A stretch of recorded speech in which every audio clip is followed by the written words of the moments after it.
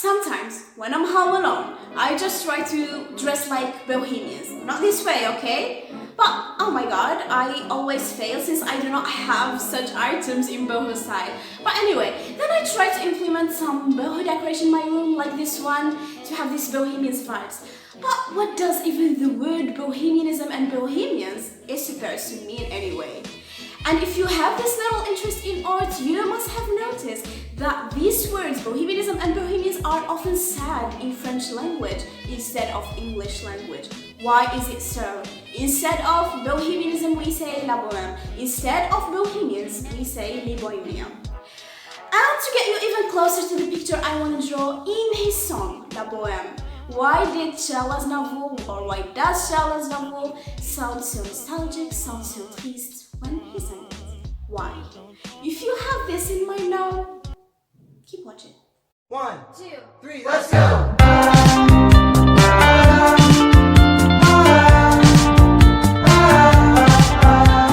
Hey everyone, I hope that life is treating you well. So I'm Hajar and I've started lately making content about the topics I believe are interesting in form of videos.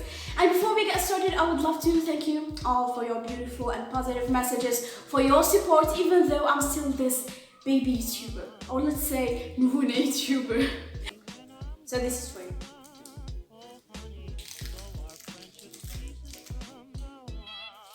I once watched a documentary on Netflix about a certain topic, and there was this writer who was invited there, whose name is Dan Harris. He said something, and since that day, it is stuck here.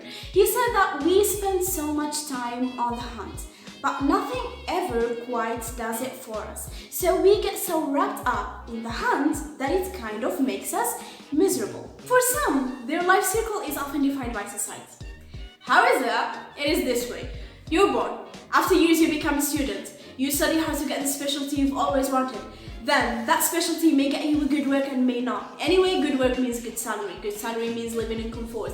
Then, after years you will meet someone, you will fall in love with each other and you may not as well. Anyway, you get married. After years you will have children. Then you work even harder for your children. Then your life simply ends. It ends! Without even exploring your true self, without even discovering your passions or working on your talents. Because you've always thought that was the right way to live your life. However, it was not. This is only what society is every day trying to convince us it is right. But how can this be right? Anyway, this particular expression, this is what society tells us, years and years ago was one of the reasons behind the emergence of the word Bohemians and Bohemianism.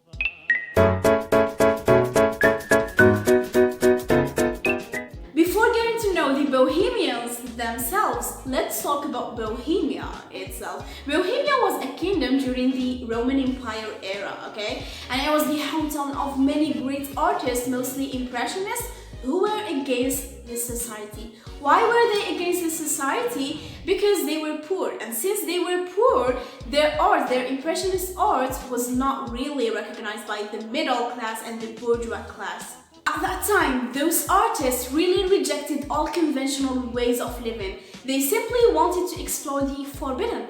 They wanted to turn the world upside down, both politically and artistically. However, now Bohemia doesn't exist anymore, or as writers say, it is only a state of mind now. It is not a geographical place anymore, and we feel so nostalgic.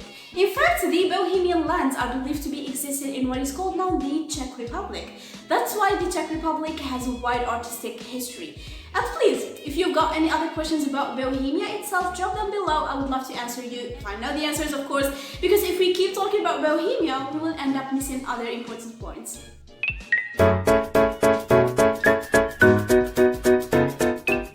In this particular part, we were going to see why the word Bohemianism, the term Bohemianism, is often associated with France. Okay? So remember that group of artists who wanted to turn the world upside down in Bohemia? They were fed up. So they finally decided to leave Bohemia and start searching for poor neighborhoods. And guess where they ended up? Just guess. They ended up in France. They ended up in Paris. They ended up in the famous, in the legendary, in the magical Montmartre. So normally, the French were the first to use the word Bohemians to refer to that group of artists who came from Bohemia. Bohemia, Bohemians. It was that simple. But after years, the word Bohemians became a word that described the lifestyle of those artists instead of from where they came. Again, the word Bohemians was no longer a word that described the lifestyle of Bohemians, because the French artists who were themselves against the society decided to become Bohemians. They decided to join those artists in Montmartre and they lived together. So that term was more broadly applied to those people who lived an eccentric and unusual lifestyle that was based on the love of arts, sexual freedom, and what else? The pursuit of pleasure. And yeah.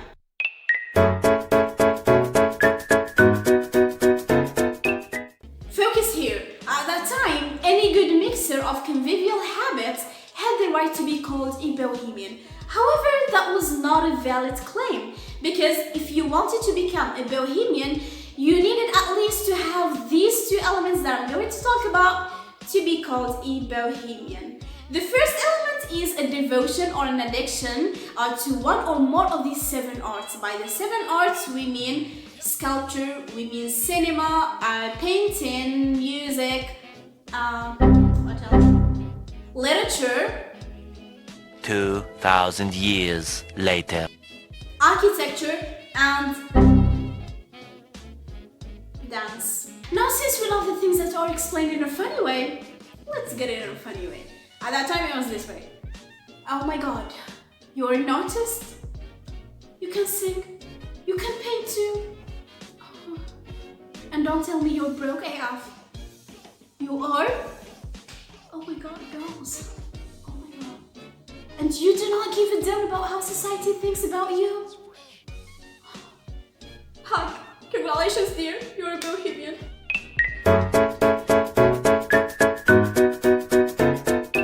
Does bohemianism still exist today? Well, I'm no expert in the domain of art, I'm no specialist, but I believe we can discuss some possibilities, right?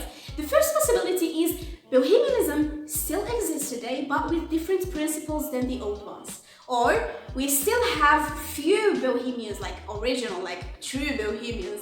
Or the last possibility is bohemianism doesn't exist anymore, which is more likely to be true. Why is it more likely to be true? Well, if we still have bohemianism today, it wouldn't have been revived in artistic productions in a nostalgic way. For example, Le Moulin Rouge, which was set in Montmartre, it has this nostalgic vibes. Or the books written about the famous Chelsea Hotel in Manhattan, which was once lived by bohemians. And we wouldn't simply have one of the most nostalgic songs, one of my favorite songs, La Bohème by Charles Aznavour. Well, if you didn't listen to this song before, give it a try. You're gonna love it. It is so damn beautiful. Or if you usually listen to it but you don't know this much about bohemianism, once you finish watching this video of mine, go and listen to it again. It will make more sense. You will understand that repeating the word La Bohème was not only a part of the song structure, it was more like a way to convince us that for artists, bohemianism was really special. Even though they were poor, they didn't stop believing that they could produce some masterpieces. It was said, nous ne mangions qu'un jour sur deux. It was said, eh bien que miséreux, avec le ventre creux, nous ne cessions de croire, that when we were served a good dish, a warm dish, we would take a canvas and try to copy the glasses over the stove, et on oublie en l'hiver. Thank you so much for watching. I hope you enjoyed my video. Don't hesitate to leave your opinions about this topic because I just shared some information with my personal view. See you in another video that will be in our 2 weeks or more because I have exams. I haven't started revising yet and I'm late. I don't know why I'm telling you this, but anyway, I'm gonna shut up now. Hit like, subscribe to my channel, and ciao!